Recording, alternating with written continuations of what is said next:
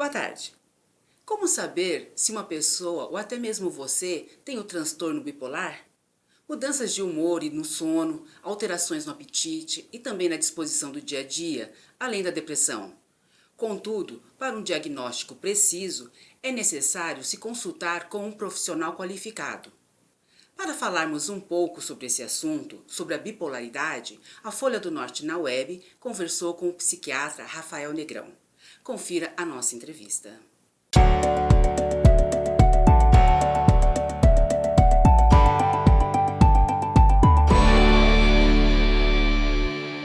Boa tarde, amigos do Folha do Norte na Web. Nós estamos aqui com o Dr. Rafael Negrão. Ele é psiquiatra e ele vai falar para a gente um pouco sobre bipolaridade e esquizofrenia e também os trabalhos realizados aqui no CAPS. Boa tarde, Dr. Rafael. Boa tarde. Prazer, estamos aqui, para esclarecer dúvidas, para a gente estar conversando, batendo um papo aí sobre essas questões, de saúde mental, que é tão cheio de estigma, As pessoas muitas vezes não procuram tratamento por conta de preconceitos, E muitas vezes as complicações dos transtornos mentais acabam sendo desastrosas, para toda a vida da pessoa, em todas as áreas, Então, é bom conversar para desmistificar, O que há cuidado, que há tratamento, que há como intervir, muitas vezes, evitando complicações decorrentes dos transtornos da saúde mental. Doutor, então explica para a gente um pouco o que é a bipolaridade. Olha, a bipolaridade ela se define como um transtorno do humor. O humor, basicamente, o que é? Para fazer uma analogia, se a gente for pensar em um teatro, existe um pano de fundo no teatro onde se desenvolve as histórias. Em nós, o humor, ele é basicamente isso. É aquele estado de ânimos que nós temos. Muitas vezes nosso humor está um pouco deprimido, outras vezes a gente está um pouco mais alegre, um pouco mais animado, Isso é uma coisa fisiológica. Todos nós temos uma tristeza, uma alegria. Mas o transtorno bipolar, ele atua nesse humor, é um transtorno de humor. O que acontece? Esse humor ele polariza para os extremos. Pode polarizar tanto para a tristeza, para a depressão, que não é só uma tristeza, é uma coisa muito mais profunda, onde a pessoa perde o desejo de viver, tem sintomas de desesperança na vida, e enfim, isso é uma coisa muito profunda, diferente de uma tristeza, de uma simples emoção, ou uma emoção. Então a bipolaridade ela mexe nesse humor, tanto para baixo, como pode subir muito para alegria extrema, euforia extrema, ou uma energia muito grande, onde a pessoa não consegue se conter, Ou esse humor pode polarizar para um lado que a gente chama de muita irritabilidade, de muita raiva, de muita intolerância. Então esse humor ele se torna instável, não é por desejo da pessoa, É uma questão neuroquímica, e onde a mudança desse humor muda a história de vida da pessoa. Igual do teatro, lembra da analogia que eu falei? Quando você tem um teatro, existe um pano de fundo e se desenvolve uma história nesse teatro. Conforme essa história vai ficando, se é uma história de alegria, uma história de tristeza, aquele pano de fundo ele muda. Quando você vai no teatro, hoje acho que não tem tanto teatro, mas até online, mas mesmo assim nas entrevistas, nos gamers e os youtubers, essa coisa toda, existe um pano de fundo ali para eles desenvolverem a história. Então o nosso humor é isso. Se esse pano de fundo está no humor muito rebaixado, muito deprimido ou muito raivoso, a pessoa se manifesta de uma maneira. Então a gente, muito eufórico, muito estimulado, ideias rápidas que não param, falam muito, perde a necessidade de sono. E o extremo disso é onde as ideias podem se tornar desconexas. A pessoa pode entrar em um quadro psicótico que nós falamos, mas por um transtorno de humor, que é a bipolaridade. Aí a incidência de outros problemas com a bipolaridade é muito grande. Uso, abuso e dependência química, né? O suicídio. O maior índice de suicídio é na pessoa que está no quadro depressivo bipolar. É o maior índice de suicídio quando a pessoa está nessa fase. Relacionamentos são muito instáveis, né? Então entra uma disfunção muito grande. Aí existem subtipos da bipolaridade, né? Aí existem algumas classificações que, conforme essa alteração de humor se apresenta, aí a gente faz as classificações, né? Num quadro um pouco mais leve, quadros mais acentuados. E existe tratamento? Existe tratamento, existe cuidado, existem intervenções que são feitas para poder cuidar do todo, né, desse paciente. Então, há medicações, não é tudo, mas é muito importante, é indispensável para o bipolar, ele tem que fazer uso de medicação.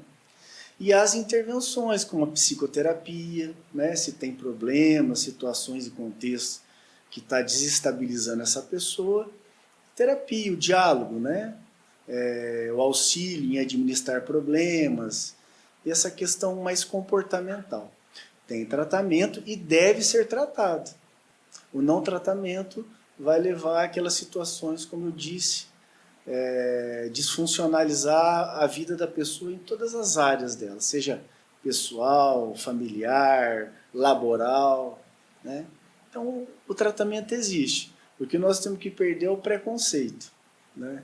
Para poder tratar de uma forma adequada, de uma forma, né, condizente, para melhorar a qualidade de vida da pessoa. Esse é o ponto-chave. E atualmente ouve-se muito mais falar sobre bipolaridade, sobre os outros transtornos. Isso foi devido a um estudo realizado ou é porque as pessoas estão procurando mais ajuda?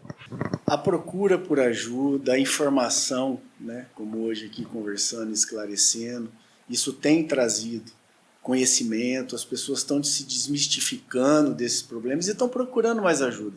A informação é importantíssima. Eu acho que isso tem trazido mais conhecimento e, com o conhecimento, a pessoa começa a entender o sofrimento dela, os problemas que ela está tendo e a própria família. Quando a pessoa não entende, mas os familiares ou amigos compreendem.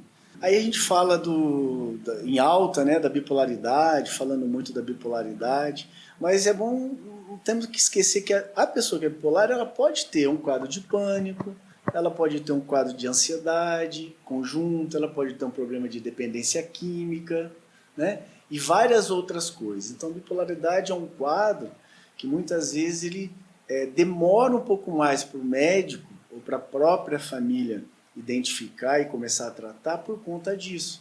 Geralmente buscam o tratamento por um quadro de ansiedade, um pânico, ou uma depressão. Quando está na fase de depressão, vai tratar por uma depressão.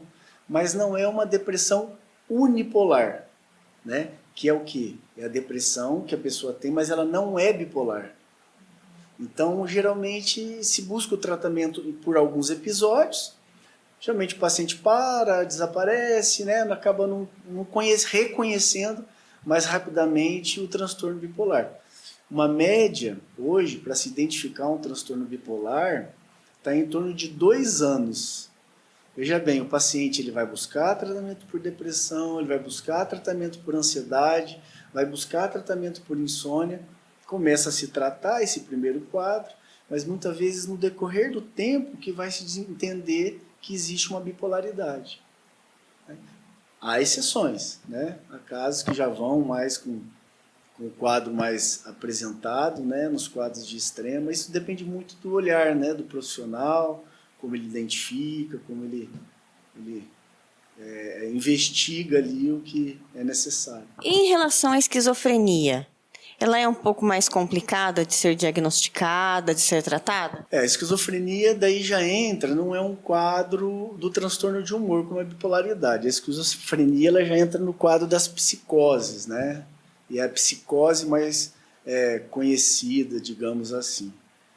É um quadro geralmente mais disfuncional, mas também, de igual maneira, a bipolaridade vai trazer disfunções, né?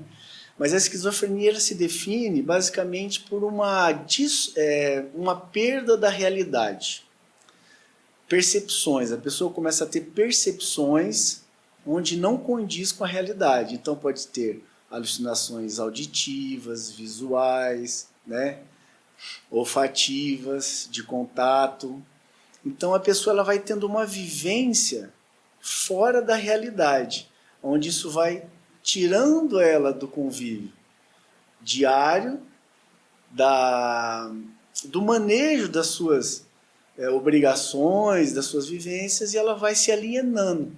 Então a psicose, a esquizofrenia, ela mexe exclusivamente nesse ponto, né? Ela distorce a realidade e tira a pessoa da realidade. Basicamente isso. É um transtorno de saúde emocional, é um transtorno mental grave, né? A esquizofrenia tem um padrão também de cronicidade, existe uma incidência maior no jovem, né? A partir dos seus 15, 18 anos, até aí perto dos 20, 25 anos também. Então, é uma doença mental bem disfuncional que traz muito prejuízo, muita disfunção para toda a família e para o próprio paciente. E como são os seus atendimentos aqui no CAPS? Olha, são feitos agendamentos, geralmente encaminhados pela unidade básica de saúde, pacientes que estão precisando e que a resolução ali com o médico da unidade básica de saúde não está conseguindo se sente inseguro para conduzir aquele tratamento, ou um caso mais específico, eles encaminham até nós. Mas é importante esclarecer também que os médicos clínicos que estão nas unidades de saúde, eles também têm condição de identificar e tratar muitas condições de saúde emocional. Tá? Aí de lá vem para cá, é feita uma triagem, né? Há psicólogas, o pessoal da coordenação, o Marcos, que está aí com a gente, e fazem uma triagem e agendam uma consulta. E a gente vai e faz e começa o acompanhamento desse paciente. Se for um caso para continuar aqui conosco por mais tempo, a gente mantém, vai fazendo os cuidados, e a partir do momento que a gente identifica que esse paciente já está bem para estar dando conta das coisas, já entendeu o que está acontecendo com ele, a gente já reencaminha novamente para as unidades de saúde, para os cuidados com terapia, para estar tocando a vida dele. Doutor, muito obrigada pela sua entrevista. Obrigado.